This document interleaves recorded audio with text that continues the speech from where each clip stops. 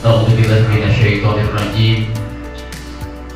Bismillahirrahmanirrahim. Yang saya hormati Bapak-bapak kepada Allah Subhanahu wa taala yang telah melimpahkan segala karunia-Nya, bahkan pelaksanaan pengelolaan kinerja untuk tahap pelaksanaan. Dan hari ini kita sudah sampai kepada tahap untuk pelaksanaan observasi seperti yang Bapak Ibu ketahui ataupun Bapak-bapak ketahui, seperti yang telah kita bahas pada pertemuan di kawasan kita pada hari Kamis yang baru lalu ya. Jadi setelah kemarin untuk tahap pelaksanaan kita membuat jadwal ya, merencanakan untuk observasi kinerja. Nah, hari ini kita memasuki pada tahap berikutnya, yaitu untuk melakukan praktek kinerja. Jadi yang pertama, kepala sekolah memimpin diskusi dengan fokus pada pencapaian tujuan yang ditetapkan secara efektif dan efisien, refleksi dan juga meningkatkan kompetensi kita sebagai kepala sekolah, yaitu mempresentasikan sesuai dengan indikator yang sudah Bapak-bapak pilih. Dan selanjutnya, yang pertama ya, saya persilahkan kepada Bapak Kepala Sekolah SD Negeri Syukur, mari kita panjatkan kehadirat Robi karena berkat hidayahnya dan seiringnya hari ini kita dapat berkumpul dalam kegiatan observasi ini. Langsung saja mungkin saya ke presentasi yang akan saya lakukan. Di dalam perencanaan kemarin saya diarahkan memilih untuk kinerjanya, yaitu adalah indikatornya refleksi program pengembangan kompetensi guru. Apakah hasil dari peningkatan kompetensi ini dapat diterapkan dalam pembelajaran yang berkualitas di kelas, dan itulah yang menjadi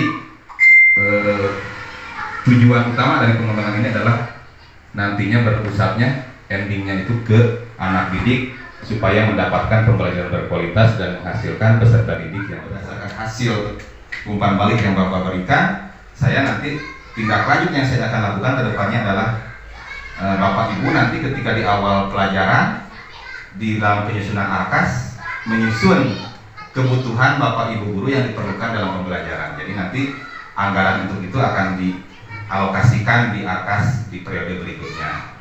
Untuk selanjutnya, untuk pertanyaan dari Pak Warna ya, yang kedua tentang pelatihan yang dilakukan di gugus, memang saya sebagai kepala sekolah sudah berjalan sih untuk kegiatan gugus kita.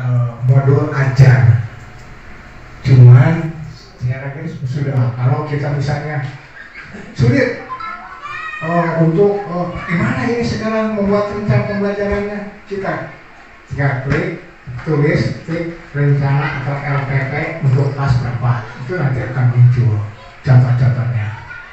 Tapi kita bukan harapan untuk itu ada supaya ada referensi saja, gitu ya. Kita tetap harus mengembangkan P5 atau penguatan proyek penguatan profil pelajar Pancasila. Tapi sebelumnya Bapak-bapak semuanya yang saya hormati, sebelum kita membahas tentang materi ini dan kita berdiskusi dan berefleksi bersama terkait dengan kegiatan kita ya, terkait dengan kegiatan bagaimana Bapak Ibu untuk memanfaatkan pengembangan kompetensi ini, terlebih dahulu saya akan menyampaikan supaya untuk memotivasi Bapak Ibu bagaimana kompetensi kita itu, maka perhatikan slide-slide dari awal.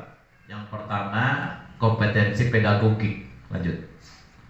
Ya, nah ini yaitu kemampuan seorang guru dalam memahami peserta didik. Nah ini perancangan dan pelaksanaan pembelajaran, pengembangan peserta didik dan evaluasi hasil belajar peserta didik untuk mengaktualisasi potensi yang mereka miliki. Dan di sini tadi kenapa kita harus bisa memanfaatkan atau membuat daripada modul ajar ya. Modul ajar tadi kita kan punya program tentang bagaimana membuat modul aja. Semua sudah membuat asesmen awal ya, asesmen awal sehingga ketahuan apa yang disebut dengan kemampuan anak itu masing-masing berbeda-beda, sehingga nanti dalam modul ajar itu kita membuat dan mencantumkan metodologi untuk mengetahui bahwa kompetensi yang 4 ini harus diketahui. Ada 4 ini. Kalau saya supaya mudah diingat, menyingkat dengan Pak Prop Pribansos. Pak Prop itu pedagogik, Propnya profesional, Pribannya kepribadian, sosnya sosial. Bantuan sosial, Pak, bansos. Supaya mudah diingat, Pak Prop Pribansos. Ya. Banyak hal Ibu Pak untuk meningkatkan pengembangan diri kita, diantaranya 1, program peningkatan kualifikasi pendidikan guru, yaitu dengan Bapak Ibu guru mungkin yang belum S1 harus sekolah lagi gitu ya. Tapi kebetulan di sini di kita ada 3 yang sudah S1, ada 2 Bu Sundari mungkin lagi proses S1.